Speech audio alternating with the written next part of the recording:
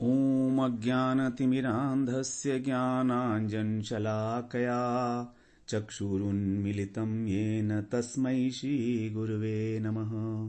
वन्देऽहं श्रीगुरो श्रीयुतपदकमलं श्रीगुरून् वैष्णवांश्च श्रीरूपं सागरजातं सहगणरघुनाथान्वितं तं सजीवम् साद्वैतं सावधूतं परिजनसहितं कृष्णचैतन्यदेवं श्रीराधा कृष्णपादान् सहगणललिता श्रीविशाखान्वितांश्च तमादिदेवं करुणानिधानं तमालवर्णं सुहितावतारम् अपार संसार समुद्र सेतुं भजामहे भागवत स्वरूपम्।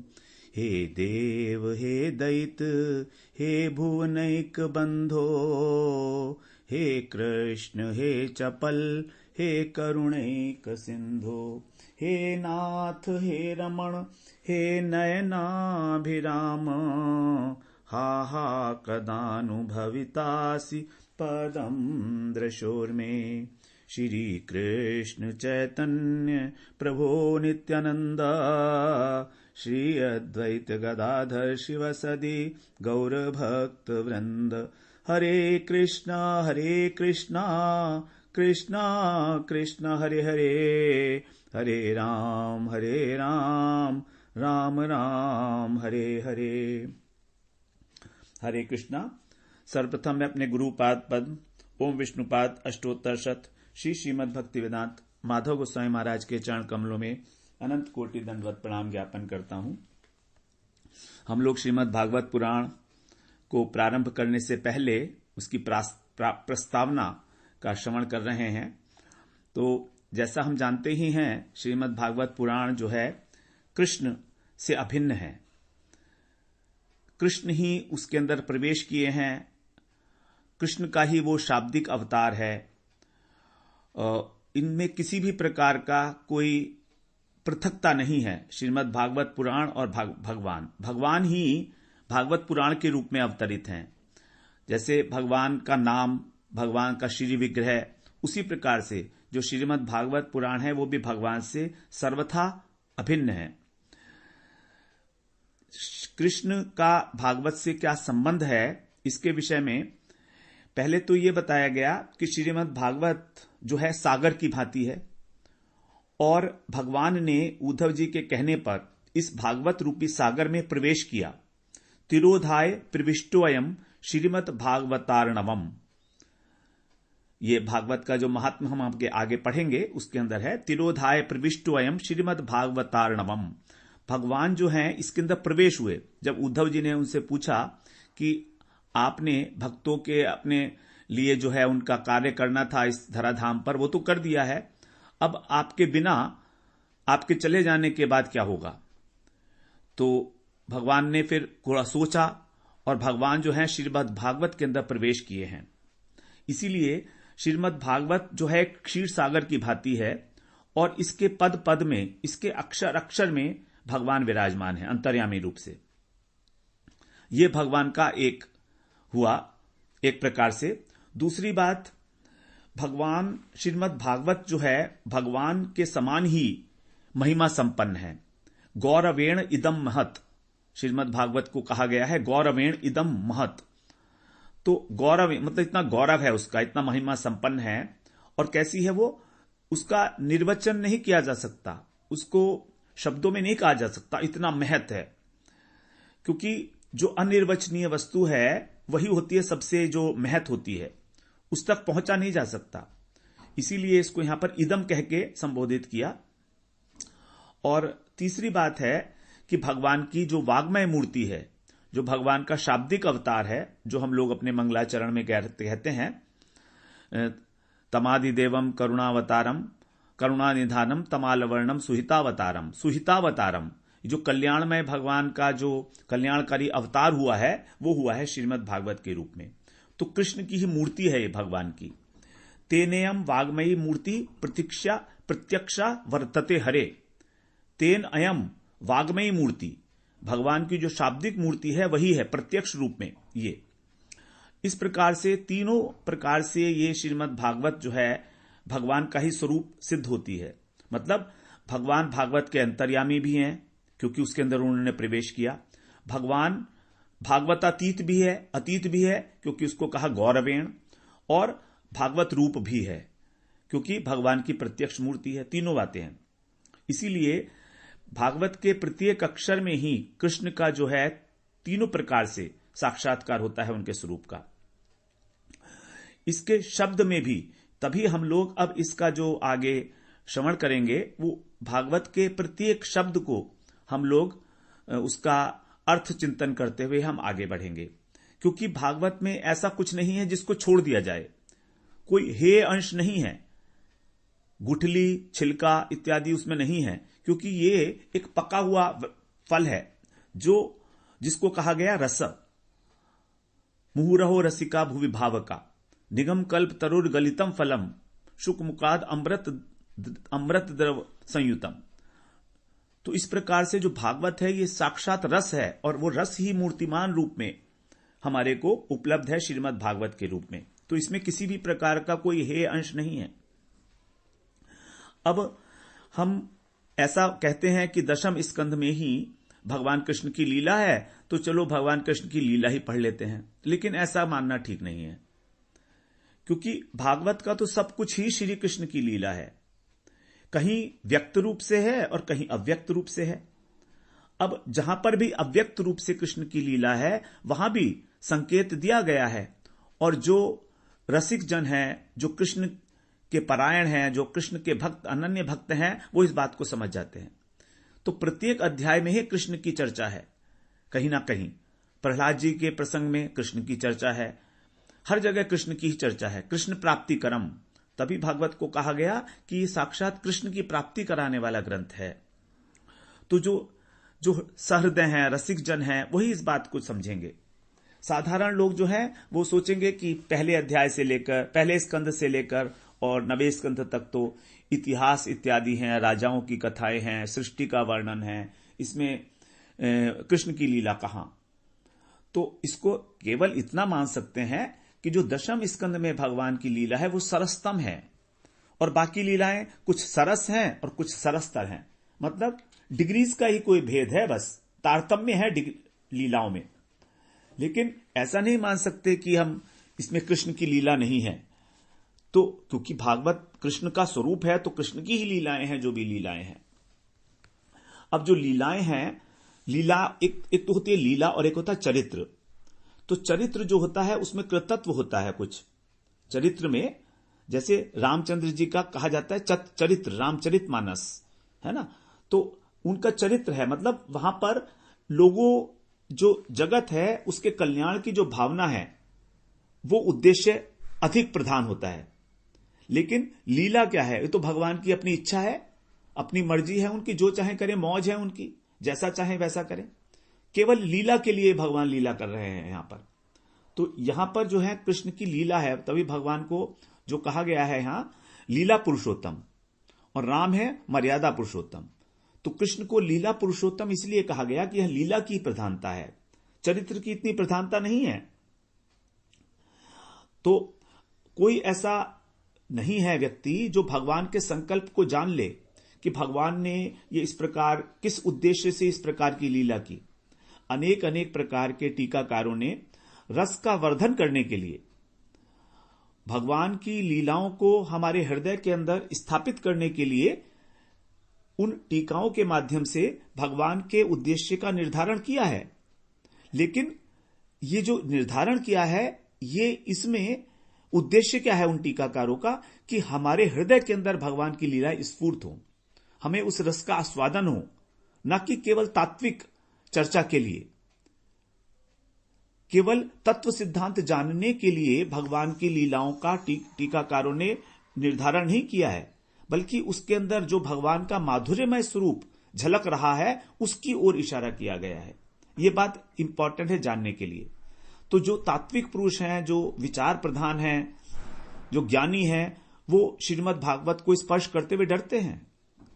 यद वैष्णवा नाम प्रियम, भागवत वैष्णवों की प्रिय है, जबकि गीता सबके लिए है, सर्वसामान्य है, सबके लिए सर्वमान्य है। गीता ज्ञानी हो, योगी हो, कर्मी हो, भक्त हो, सबके लिए मान्य है। लेकिन भागवत ऐसा एक ग्रंथ है हमारा जो अत्यंत रसमय ग्रंथ है। जिनका सरस हृदय है वही इसके अर्थ को हृदयंगम करके और आनंद आस्वादन करेंगे इसका। तो ये आस्वादनीय विषय है एक। इसमें किसी प्रकार के कोई बहुत प्रयत्न की आवश्यकता नहीं है। जैसे हम लोगों ने गीता में एक एक श्लोक का बहुत लंबे लंबे समय तक उसको हम लोगों ने एनालाइज किया, एक एक शब्द को, और पूरी भगवत गीता करने में हमको 2 वर्ष से 2.5 वर्ष से भी अधिक समय लगा केवल 700 श्लोकों में। लेकिन हम भागवत को उस प्रकार से नहीं करेंगे, क्योंकि यहां पर उस भाव का आस्वादन करना है जो भागवत के जो रचयिता है वो हमारे हृदय में स्फुरित कराना चाह रहे हैं। आप समझ रहे हैं मेरी बात को? हम लोग यहां पर कोई तात्विक विश्लेषण करने के लिए एकत्र नहीं हुए हैं। तो इस प्रकार से कोई भी ऐसा व्यक्ति नहीं हो सकता जो भगवान का वास्तविक उद्देश्य जान जाए किसी भी लीला के पीछे, क्योंकि भगवान कर्ता होकर भी अकर्ता है। उन्होंने कहा भी है गीता में कि मैं तो अकर्ता हूं, मैंने इस सृष्टि की रचना की है, लेकिन तू मुझको अकर्ता ही जान। बिल्कुल स्पष्ट कहा है अर्जुन से वहां पर उन्होंने। और भोक्ता है तो भी वो कह रहे हैं कि मैं अभोक्ता हूं। तो इसलिए जब हम लीला का प्रयोजन तात्विक दृष्टि से समझने की चेष्टा करते हैं तो हम लीला के माध्यम से भगवान जिस माधुर्य का प्रकाशन कर रहे हैं उससे दूर हो जाते हैं। वो हमारी दृष्टि से ओझल हो जाता है और हम केवल विचारों के अंदर ही, तात्विक विचारों के अंदर ही उलझ कर रह जाते हैं। तो यहां पर हमें इस प्रकार से इसका श्रवण और इसका जो कीर्तन है वो इस प्रकार से नहीं करना है। अब लीलाओं का जो उद्देश्य है वो है रस की उत्पत्ति। हमारे हृदय में रस की उत्पत्ति होगी। जब रस हमारे हृदय में आता है तब हमारा हृदय द्रवित होता है, और हृदय के द्रवित होने से भगवताकार वृत्ति होती है। हमारे हृदय में हमारा जो चित्त है जब वो द्रवित होता है तभी वो भगवताकार वृत्ति को धारण करता है। वही चित्त जब संसार की वस्तुओं से द्रवित हो जाता है तो उसके अंदर संसार की आकृतियां भर जाती हैं। संसार के अंदर धन, मान, सम्मान, पूजा, प्रतिष्ठा, परिवार, पुत्र, स्त्री, सब ये इसी का आकार बना होता है हमारे चित्त में, क्योंकि वो द्रवित है, संसार के प्रति आसक्त है। तो यहां पर भगवान के प्रति हमें आसक्ति हो जाए, यही है उद्देश्य इस श्रीमद् भागवत का। तो हमें यह बात कभी भी नहीं भूलनी चाहिए। इस प्रकार अधिक तर्क वितर्क की आवश्यकता नहीं है। श्रीमद् भागवत में जो बात कही गई है बड़ी सिंपल सी भाषा में, साधारण सी भाषा में जो कहा गया है बस हम उसी को समझेंगे। उसके ऊपर बहुत हम लोग तत्व सिद्धांत को स्थापित करने की चेष्टा नहीं करेंगे। लेकिन जहां जहां पर सिद्धांत की आवश्यकता है, जो सिद्धांतिक वाक्य हैं, जो उक्तियां हैं भागवत में, उनके हम लोग थोड़ी उसके ऊपर हम लोग चर्चा करेंगे, क्योंकि सिद्धांत के साथ दृष्टांत को पढ़ा जाएगा तभी उसमें आनंद आता है। महाप्रभु ने कहा भी है कि सिद्धांत को जानने में कभी आलस्य मत करना, और श्रीमद् भागवत का अध्ययन उन्होंने कहा है कि किसी वैष्णव के अनुगत्य में करना। तो हम लोग गुरुजी के अनुगत्य में ही ये सब कार्य कर रहे हैं, उन्हीं की आज्ञा से इसमें हम प्रवृत्त हुए हैं। अब भगवान की जो लीलाएं हैं वो अनादि अनंत हैं, वो रस रूप है। उसमें किसी प्रकार का कोई हम लॉजिक नहीं लगा सकते, किसी प्रकार का भी। उसके अंदर प्रत्येक लीला ही कहीं ना कहीं भगवत्ता के साथ साथ, ऐश्वर्य के साथ साथ उनकी माधुर्य को प्रकाशित करता है। और भक्ति रसामृत सिंधु में कहा है रूप गोस्वामी पाद ने कि भगवान की भगवत्ता जो है वो उसका सार माधुर्य है, न कि ऐश्वर्य। भगवान की भगवत्ता का सार माधुर्य है, और यही माधुर्य जो है बड़े स्वाभाविक सहज रूप में श्रीमद् भागवत के अंदर भगवान की लीलाओं के माध्यम से हमारे को बताया गया है कि किस प्रकार से भगवान करते हैं, और भक्त लोग ही उस माधुर्य का आस्वादन कर सकते हैं। देखिए, ऐश्वर्य का आस्वादन नहीं किया जा सकता, उसके ऊपर चर्चाएं की जा सकती हैं, उसकी महिमा को जानकर हम उसके प्रति अवनत हो सकते हैं, हम उसके प्रति श्रद्धा से भर सकते हैं महिमा को जानकर, वो ठीक है, बहुत अच्छी बात है ना। लेकिन उसके अंदर एक गौरव बुद्धि होगी, भगवान से अपनापन नहीं हो पाएगा। अब यहां पर हमारा उद्देश्य है केवल भगवान से अपना संबंध स्थापित कर लेना कि बस भगवान मेरे हैं, भगवान मेरे हैं, यह संबंध हमें भागवत स्थापित करती है। और जो ग्रंथ हैं और जो पुराण हैं भगवान की महिमा के लिए तो बहुत सारे चीजें हैं, उपनिषद भी सारी भगवान की महिमा का गान करते हैं, लेकिन उन सब में भगवान के साथ एक लौकिक सद्बंधुवत भाव नहीं बनता है। और भगवत प्राप्ति केवल लौकिक सद्बंधुवत भाव के द्वारा ही होती है। सनातन गोस्वामी पाद ने यह स्पष्ट किया है वृहद भागवतम में। अब देखिए, ब्रज के अंदर भगवान ने कितने ही दैत्यों को मारा वहां पर, लेकिन वहां का कोई भी ब्रजवासी उनके उस ऐश्वर्य को स्वीकार नहीं कर रहा है। वो तो भगवान को केवल अपना एक छोटा सा बच्चा ही मानते हैं। और वास्तव में देखा जाए तो अगर वो अखिल कोटि ब्रह्मांड नायक हैं, उनके दृष्टि संकल्प मात्र से अनंत अनंत ब्रह्मांडों का सृष्टि हो सकती है, संहार हो सकता है, तो उन दैत्यों के साथ युद्ध करने में उन्होंने उनको मार दिया, तो इस पर कोई ऐश्वर्य की बात है भी नहीं। यदि तात्विक दृष्टि से देखें तो भी किसी प्रकार का ऐश्वर्य नहीं है भगवान के लिए। पूतना का विष पी लेना क्या उनके लिए कोई कठिन बात है? कोई भी कठिन बात नहीं है उनके लिए। तो जो भी वो कर रहे हैं वो केवल एक खेल है, क्रीड़ा है उनकी, बड़ा स्वाभाविक है। इसी दृष्टि से हम लोग उन लीलाओं के अंदर प्रवेश करेंगे और उसका आस्वादन करेंगे। भगवान क्योंकि सर्वरूप है, सर्वस्वरूप, तो एक ही स्थान पर, एक ही रूप में और एक ही काल में वो अलग अलग प्रकार से लीलाएं कर रहे हैं। ये ऐश्वर्य और माधुर्य दोनों को मिलाकर चलना है। जैसे भगवान सर्वस्वरूप है, मतलब ब्रह्मा जी कौन है? वो भी भगवान के ही अंश है। भगवान के जो भगवान का गुणावतार है वही है ब्रह्मा विष्णु महेश। तो यहां पर जो ब्रह्मा जी हैं वो भगवान की जो लीला है, भोजन लीला थी वन में, वहां पर मोहित हो गए। उनको आश्चर्य है कि देखो ये छोटा सा बच्चा क्या परब्रह्म हो सकता है। आश्चर्यचकित हैं ब्रह्मा जी। तो देखिए, ब्रह्मा जी भी अंशावतार हैं। वो अंशावतार ही भगवान की लीलाओं से मोहित हो गए। बाणासुर के युद्ध में शिव जी को उन्होंने परास्त किया। अब शिव जी कौन है? शिव जी उन्हीं के तो अवतार हैं, गुणावतार। अस्त्र शस्त्र का प्रयोग कर रहे हैं शिव जी को पराजित करने के लिए भगवान।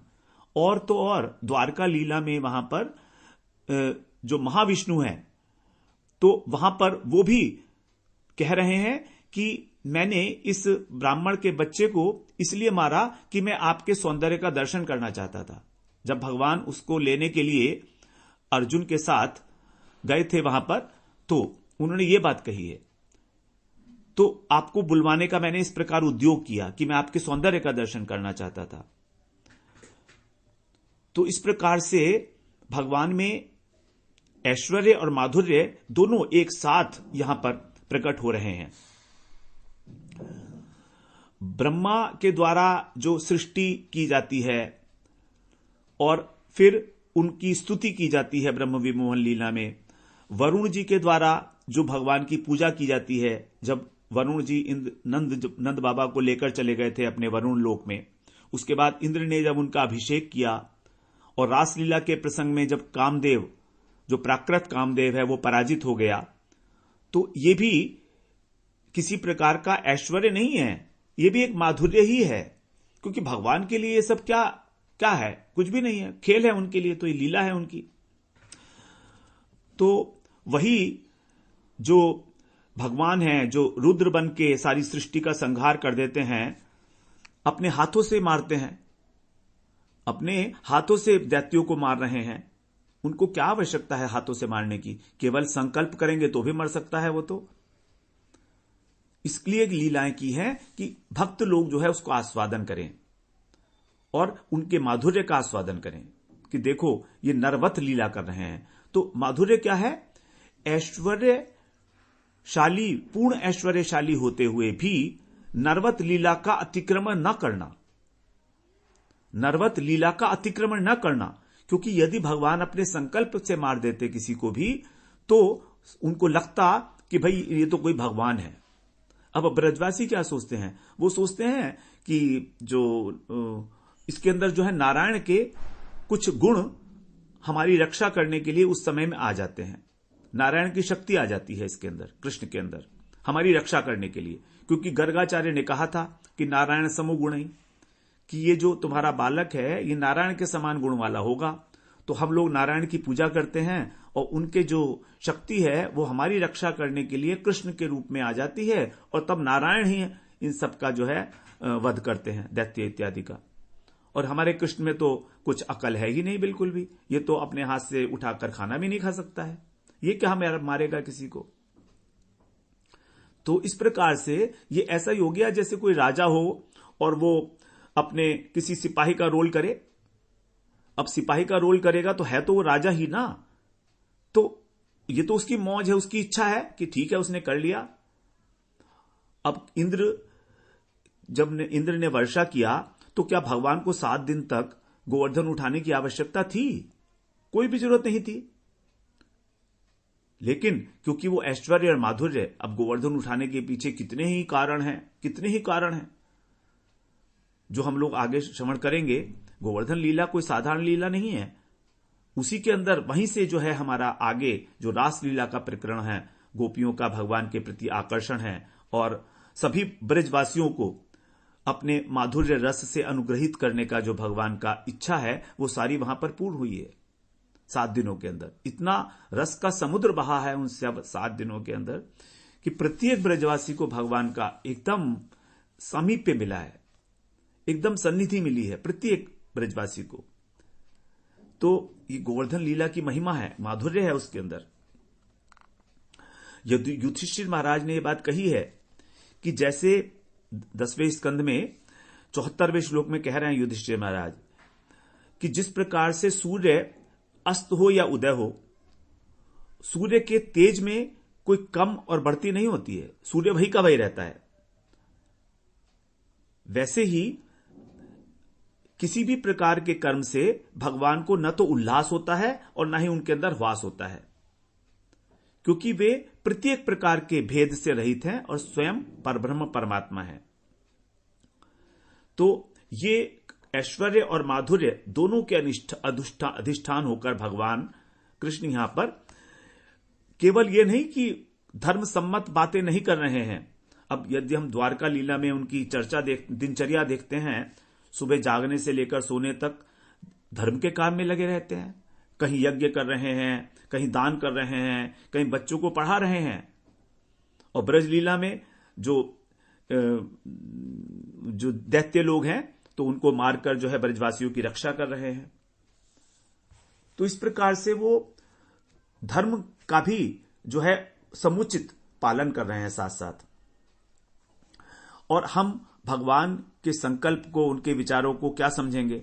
हम तो एक साधारण जो वैष्णव है, जो भगवान का अनन्य भक्त है, हम तो उसके विचारों को भी नहीं जान सकते कि वो कोई कार्य किस उद्देश्य से कर रहा है, हम उसको भी नहीं जान सकते। वहां तक भी हमारी पहुंच नहीं है।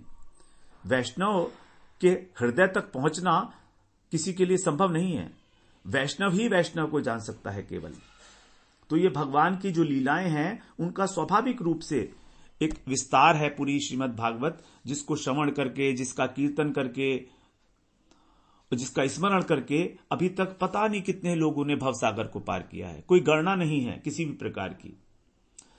ऋषि मुनि, वेद शास्त्र सभी भगवान की लीलाओं का गान करते करते थक गए हैं, लेकिन तो भी भगवान की लीलाओं का अंत नहीं है यहां पर।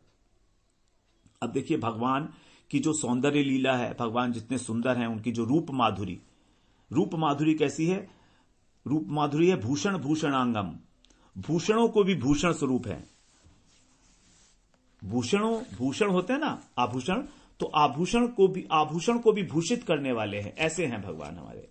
अब बताइए, जो 3 स्कंद में वहां पर भगवान के विषय में बताया गया है, यन्मर्त्य लीलौपैकम स्वयोग माया बलम दर्शयता गृहीतम विस्मापनम स्वस्य च सौभगर्दे परम पदम भूषण भूषणांगम। तृतीय स्कंध में है, दूसरे अध्याय का 12वां श्लोक। ये जो मर्त्य लीला है भगवान की, नरवत लीला, इसके उपयोगी भगवान ने जो रूप धारण किया है, ललित त्रिभंग रूप, ये अपनी माया को आश्रय लेकर, स्वमाया स्वयोग माया बलम, अपनी माया का आश्रय लेकर जो उन्होंने ये रूप धारण किया है, कैसा है? विस्मापनम स्वस्य च सौभगर्दे, भगवान को ही विस्मित कर देता है। कृष्ण स्वयं अपने स्वरूप के ऊपर विस्मित है कि ये कौन है, मैंने तो इसको कभी पहले देखा नहीं। क्यों? क्योंकि सौभगर्दे, सौभाग्य की और सुंदरता की पराकाष्ठा है। परम पदम भूषण भूषणांगम, क्यों? क्योंकि भगवान के श्री विग्रह पर जो आभूषण हैं, उन आभूषणों की शोभा ही, वो शोभित हो रहे हैं भगवान के श्रीअंग की शोभा से। भगवान का श्रीअंग इतना कोमल, इतना दैदीप्यमान है कि उन आभूषणों को शोभित कर रहा है। परम पदम भूषण भूषणांगम, शरीर की ज्योति से आभूषण जो है चमत्कृत हो रहे हैं। स्वयं चकित हो गए भगवान। तो जिसने भी भगवान को एक बार प्रेम से देखा, वही उनके ऊपर न्योछावर हो गया। धूल दूसरित हैं कभी भगवान जब वनचारण करके लौट रहे हैं, कभी चतुर्भुज रूप में है द्वारका में, मथुरा में, फिर अंतर्यामी है, गोपियों के, ब्रजवासियों के नेत्रों का विषय है। तो इससे हमारा सौंदर्य की जो पराकाष्ठा है वो वहां पर विदित होती है। और कंस की रंगभूमि में क्या हुआ? वहां तो अलग अलग प्रकार से सब लोगों ने अपने अपने भाव के अनुसार भगवान के दर्शन किए, अलग अलग सब लोगों ने। मल्लानाम शनीनाम नरवर स्त्रीणाम स्मरो मूर्तिमान गोपानाम स्वजनो असताम क्षितिभुजाम शास्ता स्वपित्रो शिशु मृत्युर्भोजपते विराट विदुषाम तत्वं परम योगिनाम वृष्णीनाम परदेवता इति विदितो रंगम गतः साग्रज। कितना सुंदर वर्णन किया गया है। जब रंगशाला में प्रवेश हो रहे हैं भगवान अपने अग्रज के साथ, बलदेव जी के साथ, मल्ला नाम अश्विनी नाम, जो वहां पर मल्ल थे, चाणूर मुष्टिक इत्यादि, उन्होंने उनके शरीर को देखा लोहे का बना हुआ है। और जो साधारण मनुष्य थे उन्होंने श्रेष्ठ मनुष्य के रूप में देखा, नर वरह। स्त्री नाम स्मरो मूर्तिमान, और जो स्त्रियां थी, जो मथुरा की रमणियां थी, उन्होंने साक्षात कामदेव के दर्शन किए भगवान के रूप में। गोपा नाम स्वजनों, और जो गोप थे वहां पर, जो उनके साथ गए थे, वो तो अपने स्वजन की भांति ही उन्हें देख रहे हैं कि हमारे ही तो हैं, ये हमारे बंधु हैं, हमारे सखा हैं। असताम क्षितिभुजाम, और जो राजा लोग थे, जो दुष्ट राजा लोग थे, कंस के मित्र थे, वो उन्होंने सोचा कि ये शास्ता हमारे ऊपर शासन करने वाले हैं। स्वपित्रो शिशु, और जिनका भगवान के प्रति वात्सल्य था, जो वृद्ध थे, उन्होंने भगवान को शिशु के रूप में देखा। मृत्युर भोजपते, और भोजपते जो है कंस, उसने तो साक्षात मृत्यु के दर्शन किए भगवान के रूप में। विराट अविदुषाम, और जो अविदुषी थे, मूर्ख थे, उन्होंने विराट रूप के दर्शन किए। तत्वम परम योगी नाम, और जो वहां योगी थे, भजन करने वाले थे, उन्होंने परतत्व के रूप में भगवान के दर्शन किए। वृष्णि नाम पर देवता, और जो वृष्णि, जो उनके द्वारका के वहां के वृष्णि वंश के लोग थे, द्वारका तो तब नहीं थी, तो वृष्णि वंश के जो लोग थे, उन्होंने अपने इष्ट देवता के रूप में उनके दर्शन किए। इति विदितो रंगम गतः साग्रज है। कितना सुंदर बताया है। तो वहां पर रंगभूमि में स्त्रियों ने जिसे कामदेव के रूप में देखा, और कंस ने मृत्यु के रूप में। यशोदा जी उनको गोदी में लेकर चूम रही हैं, और वही यशोदा जी जब अपने मुख के अंदर भगवान उनको विश्व के दर्शन कराते हैं, तो वो कांपने लगी, वो भी डर गई, वो भी कुछ समय के लिए कि मेरे बेटे को क्या हो गया, ये कहीं इसको नजर ना लग गई हो। अब देखिए, अर्जुन ने भी विश्व रूप देखने की इच्छा की थी, और उसको देख के कांपने लगा था भय से, और भगवान से प्रार्थना की अर्जुन ने कि तुम दोबारा से अपना वही मुझे जो सौम्य रूप है वो दिखाओ, द्विभुज रूप दिखाओ। लेकिन यहां पर यशोदा जी ने कोई प्रार्थना नहीं की लाला से। यशोदा जी ने हाथ नहीं जोड़े कृष्ण के। यशोदा जी तो डर गई कि कहीं नहीं इसको, मेरे को भूत प्रेत कहीं इसको लग गया है या मेरे अंदर कहीं दृष्टि दोष हो गया है। तो भगवान ने यशोदा जी को दिखाया अपने मुख के अंदर कि देखो मां, मैंने मिट्टी नहीं खाई है ना। तो इस प्रकार से बड़ी इसके अंदर बहुत सारी उपमाएं दी गई हैं। हरिसूरी जी ने बहुत सारी उत्प्रेक्षाएं दी हैं कि भगवान ने उसमें अपना मुख के अंदर दर्शन जब कराया था तो क्या क्या हुआ। बड़ी रसमयी चर्चाएं हैं वो। तो यहां पर भगवान जो है यहां पर कामदेव भी हैं, साक्षात अमृत के रूप भी हैं और मृत्यु के रूप में भी हैं, दोनों ही। और लक्ष्मी जी तो भगवान के वक्षस्थल पर ही विराजमान है हमेशा। और वही जो है वृंदावन धाम में जयति ते अधिकम जन्मना ब्रज, वही जो है लक्ष्मी जी वृंदावन में आके वृंदावन की उपासना करती हैं, भगवान के चरण रज की उपासना करती हैं। और द्वार आज भी बेलवन में जाकर लक्ष्मी जो है तपस्या करती हैं कि मेरा रासलीला में प्रवेश होगा। अभी तक रासलीला में लक्ष्मी जी का प्रवेश नहीं हुआ और होगा भी नहीं, कृष्ण ने कह दिया है नहीं होगा। क्यों? क्योंकि जब तक तुम गोपियों का अनुगत्य नहीं करोगी और जब तक तुम किसी अन्य गोप से शादी नहीं करोगी, तो क्यों, तुम तो पतिव्रता हो नारायण की, तो तुम्हारा प्रवेश कैसे हो सकता है रासलीला में? तो रासलीला में तो प्रवेश केवल तभी है जब गोपियों का अनुगत्य किया जाएगा। इस प्रकार से। और भगवान का जो ज्ञान है, भगवान ज्ञान स्वरूप है, समग्र ज्ञान है। ऐश्वर्य से समग्रस्य वीर्य से यशस्य ज्ञान वैराग्य योश्चैव शरणनाम भग इतिंगना। भगवान षड गुण ऐश्वर्य है भगवान में, षड ऐश्वर्य है भगवान के अंदर। तो भगवान के अंदर जो ज्ञान है वो भी अखंड है, संपूर्ण है, किसी प्रकार का कोई वहां पर खंडता नहीं है, अबाधित है, काल अबाधित है। अब सनत कुमार जी ने जब ब्रह्मा जी से प्रश्न किया तो ब्रह्मा जी जब उत्तर नहीं दे पाए तो उसका समाधान कृष्ण ने किया है। 11वें स्कंध में भगवान ने उद्धव जी को कितनी पूरी गीता दी है। जो भगवान गीता में अर्जुन को नहीं बता पाए सूक्ष्म बातें, वो वहां पर उद्धव जी को बताई है भगवान ने। एक रस वहां पर ज्ञान की धारा प्रवाहित है पूरे 11वें स्कंध में। तो ज्ञान तो भगवान का स्वरूप ही है। लेकिन अगर यशोदा जी से पूछा जाएगा तो यशोदा जी कहेंगे मेरा बच्चा तो बिल्कुल अज्ञानी है, भोला है एकदम। देखो तो कहीं अगर अकेला छोड़ देंगी तो कहीं ना कहीं अपना जो है हाथ पैर को नुकसान ना पहुंचा ले, है ना, कहीं इसको कहीं जल के अंदर पानी के अंदर डूब ना जाए। तो वो तो डरती है, यशोदा जी तो डरती हैं। गोपियों से पूछिए, गोपियों क्या है, गोपियां कह सकते ज्ञानी कोई उनके घर में जाकर इस प्रकार के उत्पात करेगा, माखन चोरी करेगा? क्या ज्ञानी को उखल से बांध सकती थी यशोदा जी? और इसके बाद जब कृष्ण बड़े हो गए तो क्या, जब आगे द्वारका लीला के अंदर भी कृष्ण को सब मालूम था कि वो जो स्यंतक मणि है वो अक्रूर के पास है, शतधन्वा के पास नहीं है। फिर उन्होंने जो है उसका कपड़ा लत्ता ढूंढा क्यों? फिर उन्हें सब मालूम था इस बात का। मूर्छित हो गए एक बार कृष्ण जब उन्हें पता लगा कि जो शाल्व है वो मार रहा है वसुदेव जी को। और वसुदेव जी वो वास्तव में वो जादू का खेल था उसका, लेकिन कृष्ण मूर्छित हो गए। तो ये सारी बातें लगता है ऐसा लेकिन ये सब नरवत लीला है भगवान की। उन्होंने कहीं पर भी भागवत में नरवत लीला का अतिक्रमण नहीं किया है। और यही वास्तव में भक्तों के हृदय में माधुर्य की जो रस धारा है उसको प्रवाहित करता है, माधुर्य भगवान का।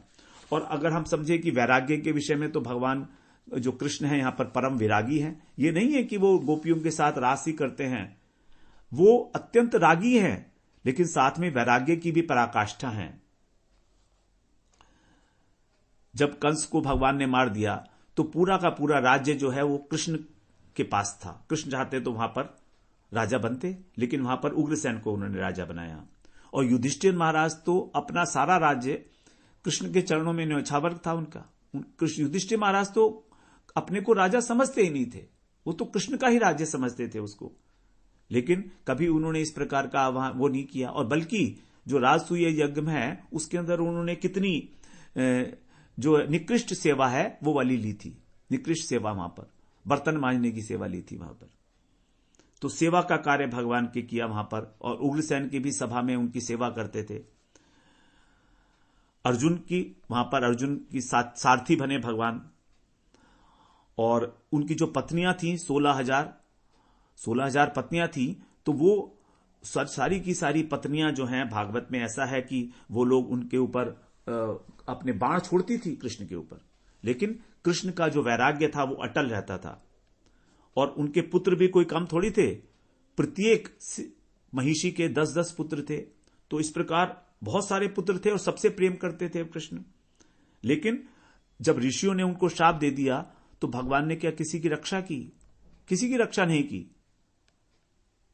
सारा का सारा जो वंश था भगवान का, जो यादव थे, वो सब आपस में लड़कर जो है मर गए। कुछ ही लोग बाकी रहे थे सिर्फ। यहां तक कि जो सोने की लंका थी वो भी जल में डूब गई। भगवान सब कुछ कर सकते थे वहां पर बचाने के लिए, लेकिन भगवान ने वहां कुछ नहीं किया। क्यों? क्योंकि उनमें परम वैराग्य है। तो यहां पर भागवत के अंदर अखंड ज्ञान, अखंड वैराग्य और रूप इत्यादि जो है वो तो है ही है, माधुर्य तो है ही है, लेकिन अखंड ज्ञान भी है और अखंड वैराग्य भी है भगवान का। दोनों बातें हैं। तो भगवान सबके अधिष्ठान है, तभी वो भगवान है, तभी वो षड्गुण ऐश्वर्य संपन्न है। ऐसी कोई वस्तु नहीं है जो भगवान से पृथक है। मत्तः परतरम नान्यत किंचिद अस्ति धनंजय। मत्तः परतरम नान्यत, मुझसे अलग कोई भी वस्तु है ही नहीं। प्रत्येक वस्तु के अंदर भगवान का ही अधिष्ठान है, भगवान ही है वास्तव में, चाहे जड़ हो चाहे चेतन हो।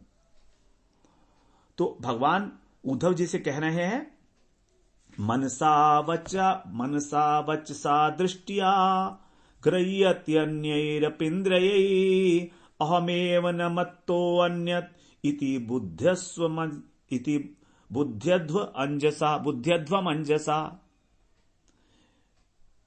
कह रहे हैं कि तुम तत्व दृष्टि से यह समझो कि मन से, वाणी से और दृष्टि से और अन्य इंद्रियों के द्वारा जो भी प्रतीत हो रहा है, मत अन्यत इति न, मेरे से अन्यत, मेरे अतिरिक्त कुछ है ही नहीं, मुझसे भिन्न कुछ है ही नहीं।